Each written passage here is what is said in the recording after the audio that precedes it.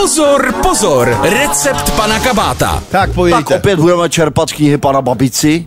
Opět, teď je to poprvé dneska. No tak předtím jsem to nastíňoval, že to snad ani není knížka, že to je vzkaz nějakým tajným službám. Ano, že to jsou takový recepty, které spíš připomínají šifru mistra Leonarda, než vůbec nějaký ingredience do polívky. Ano, vzkazy pro kontrarozvědku. Protože polívka je grunt, tak jsem si vybral dneska 2 polívky a ten Babica tam podle mě hodí slánku do toho.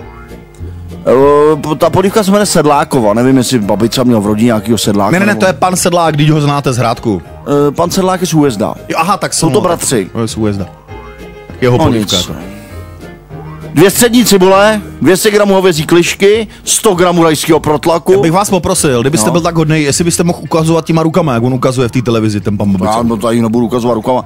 1,7 litru horké vody, 2 brambory, 2 mrkve, čtvrtina celeru, 1/8 celeru, petržel, stroužek česneku, nakládaný fazolky, hrnek bílých fazolí, ještě naložených ve sladém nálevu, majoránka, petržel, špetka pepře, olej, sůl, dvířka vodlinky, tabletu domičky, roudu vodkamen, stočte tam lino, pak tam hoďte ten kabát, kterým vaříte, protože ten je pěkně natáhlej, ten tomu dá šmak.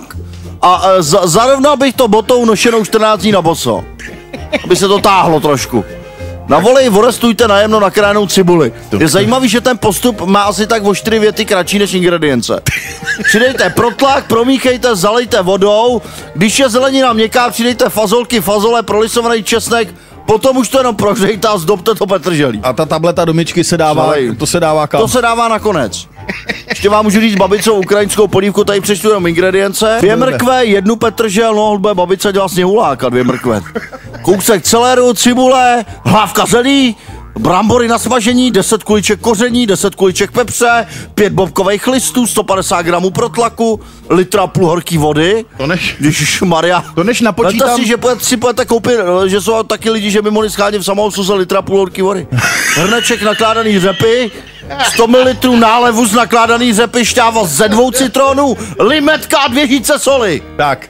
Tak do tohohle z toho už můžete nasekat jenom věž Kremlu. Recept pana Kabáta. Recept pana Kabáta. Kiss Proton.